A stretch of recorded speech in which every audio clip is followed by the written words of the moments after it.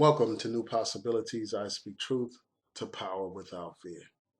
Yesterday, I read an article written by actress Gabrielle Union. And the article basically said that she can't take the Nate Parker rape allegations lightly. And I want to commend this sister for writing that article. I think that it was well written and made some powerful points that are important. A lot of times when these celebrities are charged with something or when issues come up involving these black celebrities, a lot of times people's natural instinct is to rally around these black celebrities and defend and protect them. That's their natural impulse. And that's what people are doing with this Nate Parker situation. They're doing it because he has an important film that's coming out about the life of Nat Turner called Birth of a Nation. So people want to protect that film. They want to make sure that that film actually gets released to the public. And I support the release of that film. I think that it is important, and I think that it is something that the American people need to see. So I support the film. But the issue of the rape allegations is another matter. The issue of Nate Parker as a person is a completely different matter. See, Gabrielle Union was raped, quite some time ago. She was raped. So, as a rape survivor, I can understand why she felt the need to speak out. Instead of condemning this woman, we need to commend this woman for having the courage to speak out because it's easy to be weak and just go along with the crowd and not rock the boat. But she's basically saying we can't just brush aside these allegations because this man has a film coming out. Because this man has an important film coming out, we can't brush aside these allegations simply because he's a black man with an important film coming out. We can't pretend like he wasn't tried for rape. And we can't pretend like the mere fact that he was actually acquitted, that somehow means that there's no possibility that he did anything wrong.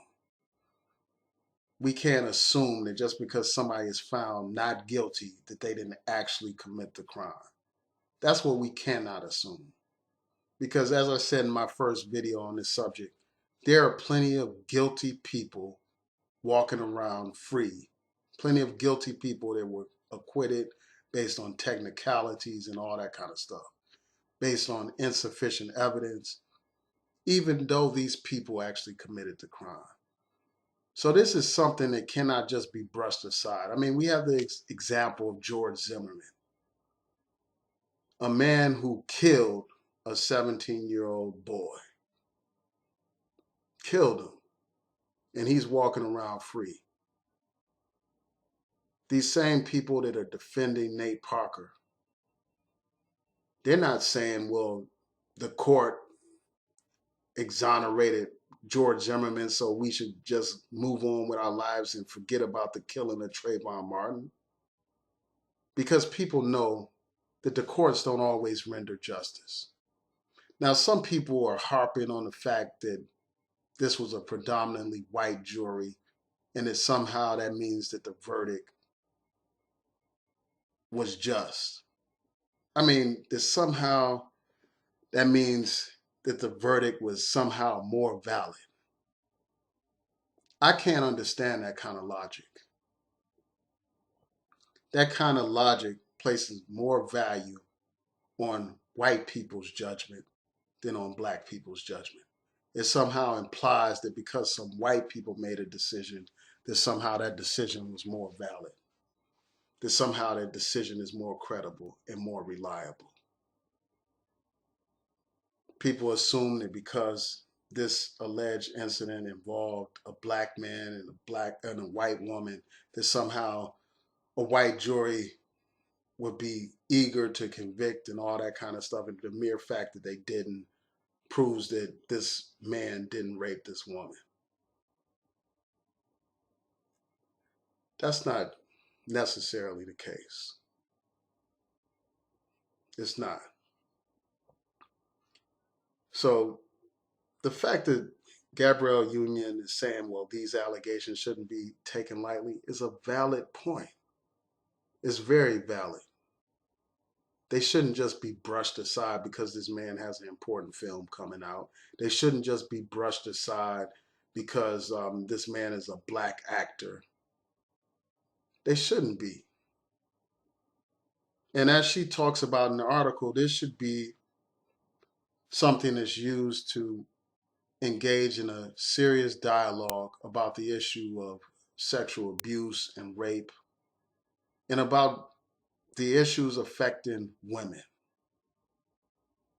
And even Nate Parker acknowledges this in his interview with Ebony magazine. I will post links to both of these articles so that you all can read the entire articles for yourself.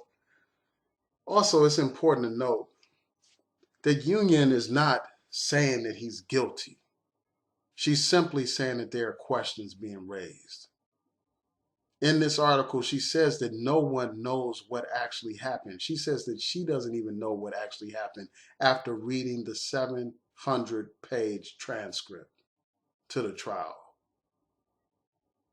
So it's not like she's saying that he's guilty of anything. She didn't say he was guilty. She simply said that this is something that shouldn't be pushed aside and ignored. It's something that shouldn't be dismissed as some kind of ridiculous conspiracy theory. This is serious. This is something that people should be talking about. They can't just brush it aside. And she's a victim of rape, so I can understand why she would stress the importance of this. And she also raises some serious questions about this issue of consent. If you read that interview that Nate Parker did with Ebony magazine, you will see that Union's assessment of this whole issue of consent, when she talks about Nate Parker's admissions about not really being clear on the true definition of consent, all of that is based on the actual interview that Nate Parker did with Ebony magazine. And her assessment of his views on consent are accurate. It would be different if she misstated what he said during that interview. It would be different if she made a deliberate misrepresentation of something that he said in the interview, but she didn't. So I don't understand why people are attacking this woman.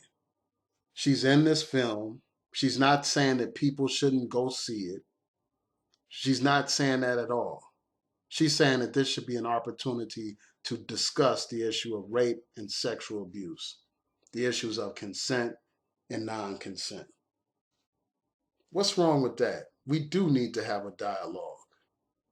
Women are violated by men. Women are raped and sexually abused and molested and all that stuff by men. And it's time for people to have a serious discussion about that. It's time to stop rallying around people and defending them and pretending like they are some kind of martyr or something. Putting them on some kind of cross and a crown of thorns on their head and making them into a Jesus-like figure when they're just people like you and me. People with all kinds of faults, just like you and me. We got to stop worshiping these celebrities and realize that they're just human beings. And like human beings, they need to be judged. And then one thing that comes out,